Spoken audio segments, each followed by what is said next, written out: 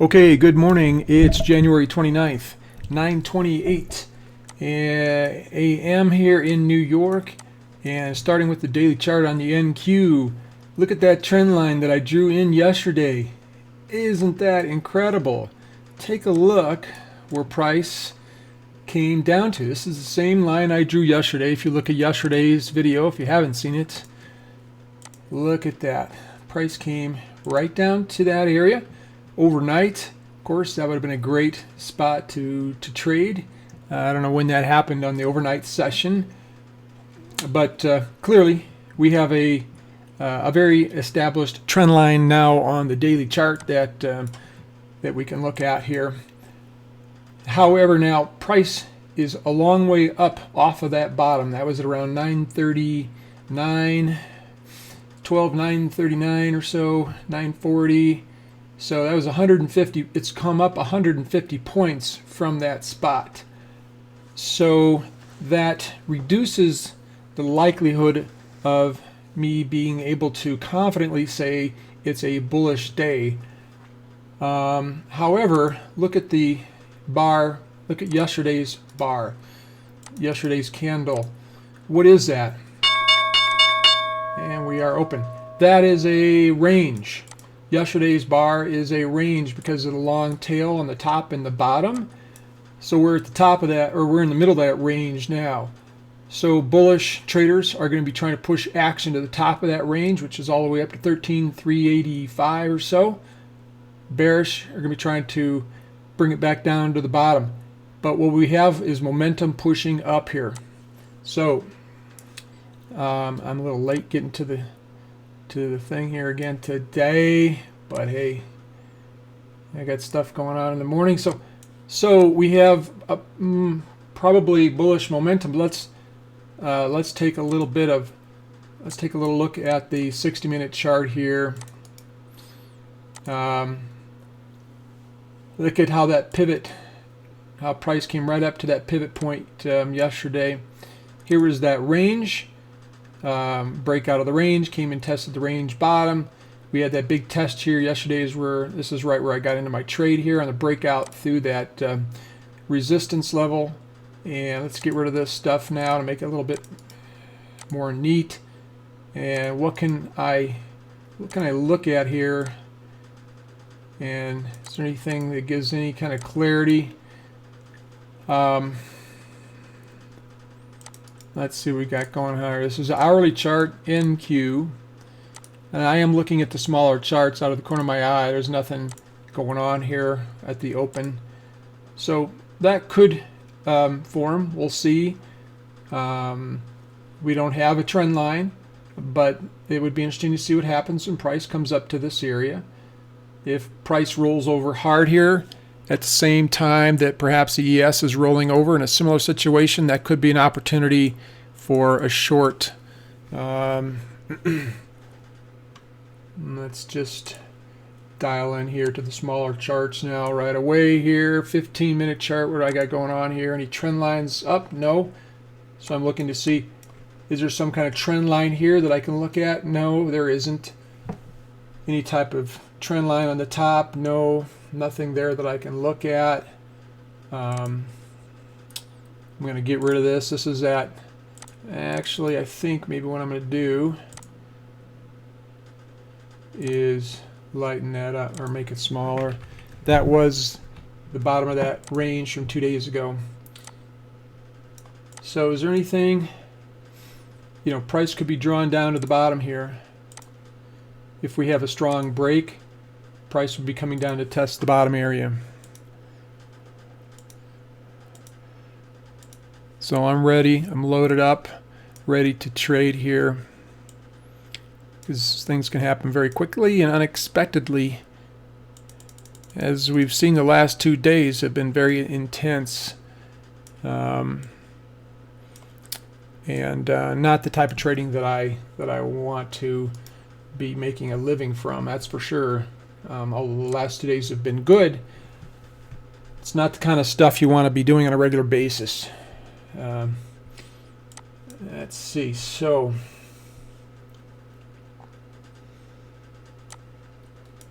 Just looking to see what's going on. Came down to the bottom here. Overnight session, put in a higher low. So that's significant. Put in a higher low. This is a higher low here. So here's a swing low, higher low again right here, then a higher low here. So action, I'm going to say the bias for the day based upon that daily chart bouncing off the trend line. I'm going to say that my bias is bullish for the day. For the morning session. I have no clarity here though, so I'm just going to watch here. I'm looking now at the ES, that's the S&P 500 futures. I'm always looking to see if there's any kind of similarity between the way the two indexes look, so that I can use one to gauge the other. And the S&P 500, that's the ES futures, look very similar to NQ, which is good, just like yesterday. Series of higher lows, indication of strength. Trying to form a channel here, kind of rangy action on the overnight session. Okay, one thing I haven't done is check to see what kind of news we got going on today. So I will go into FinViz here, see where we're at. Okay. So here's the economic releases for today. Anything significant? Everything's out of importance. I don't care really what the results are. I just want to see things. I just want to see that the economic reports have come out. All right.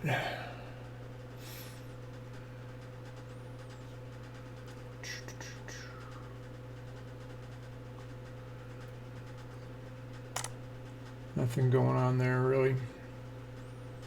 So let's see. Okay, something to take note of on the hourly chart. This prior candle for the past hour appears to be a range. See the wick on the bottom, long wick, and long wick at the top. Stopped exactly at a pivot level. You think those pivot levels don't work? Look at that.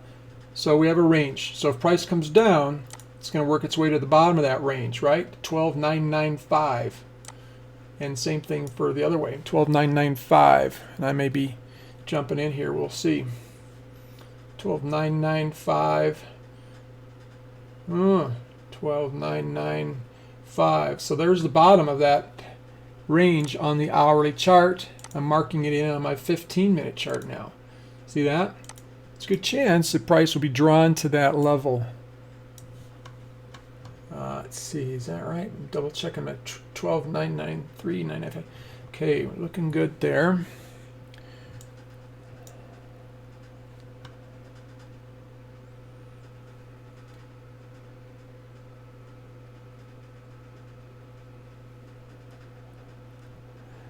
For some reason I'm a little reluctant to pull the trigger. Part of that is because I'm concerned. The last 2 days, you know, I've been done well financially with my trades, but they've been very, in my opinion, very risky trades. And usually, oftentimes, when you have trades like that, when I have trades like that, there's something else that jumps in and bites you, and you give away a lot of your profits on a couple days preceding that, after that. So yeah, so that's why I'm being careful here.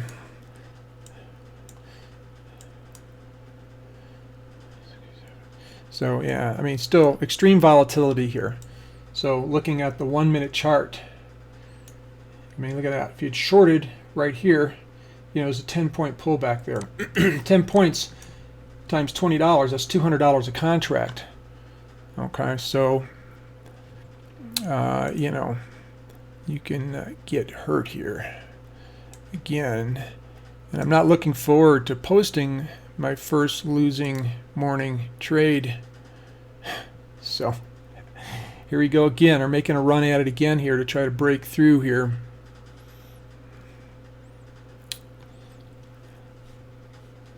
But see this here? This is on the right chart here. It's I can't draw a channel in, but it looks like it's kind of got a channel look to it. So we'll see here. Action could get sucked down, pulled down very hard, very fast here. So I'm ready to go, just like I have been the last couple days. I have my finger on the sell ask button.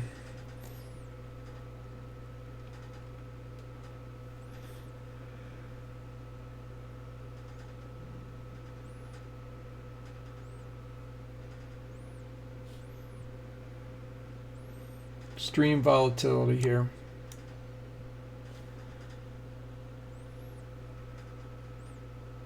Order submitted. I entered an order and I didn't get filled at 13,064. There's my trade. Order canceled. That would have been a 20-point trade. Boom, look at that. Crazy, huh? Order filled. Okay, I'm short here. Order filled. I can't tell you what right now. It's going too fast. Order filled. Jeez, OP. I'm up 10, 12, Order 15, filled. 6, 9, 10, 11. Unbelievable. I'm short at 13,045. I'm up 20, 17, 19, 20.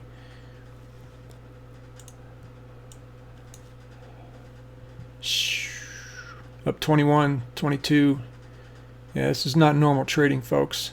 23, 24. Order filled. Took some off there. Order 20. filled. 12, Order 13. filled. Order Close filled. that out.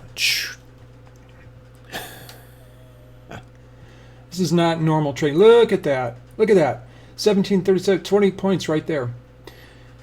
So don't be trading this. I would highly recommend you not trade this action unless you're trading very small and swing trading. To be doing this type of trading that I'm doing is not recommended for anybody who is just learning. So this here on the right chart corresponds to this spot right here on the bottom of that, of that bar from yesterday. I'm sorry, from the prior hour. Come on, my computer is, I'm getting sticky here. What's going on? So this bar here is a range bar. Price, when it's moving strong in one direction of a range, it's almost always going to go to test the bottom or test the top of the range. Every bullish trader who's trading that range is going to keep shorting until price hits the bottom of that range, and every every bearish trader who's trading this range is going to keep shorting to the bottom of that range. Virtually every bullish trader is going to step aside because they know what's going on. They know price is going to come down and test the bottom of this range, maybe even come down to this lower area here. So if I'm bullish, I'm great. I'm saying this is a pullback. I'm going to wait for the pullback. I'm going to wait to see what happens to price when it comes to the bottom of this range. If I start to see a bounce, I'll buy. And if I have a lot of orders I need to fill for the day, I'm going to buy here regardless, and then I'm going to buy more again down here. So I'm going to step aside and let the bears take over. See that? This, I'm got a problem with my mouse here this morning or something. This bar is a range bar. Okay, in ranges, I think, I'm having a problem here. I don't know if it's my computer. Let's see what happens when it comes to the bottom here. I'm going to zoom in now. Ranges, look at that. Look at that. See, look at it bouncing right at the bottom of that range. So that line on this 15-minute chart represents the bottom of that 1 hour bar. And look, let's see if it breaks through. As strong as it is, it probably will. But you can see scalpers coming in right there, and you see a little bounce. So we saw, what, 96? Look at that. We're talking an 18 points bounce right there. I suspect that the bears will overwhelm the range traders here who are going to be buying. But a lot of those people, they're already done. They're out. They bought the bottom of that range. They scalped. They got out. So what I did is when I saw action coming down really strong, I knew, let's look at the 1 minute chart and draw that line in on the 1 minute chart. So I knew that action was going to get sucked down most likely to that 1 hour chart bottom, which is right here. So I shorted, this is crazy trading. I shorted at 13,045 right up here. So what we saw is this little congestion here.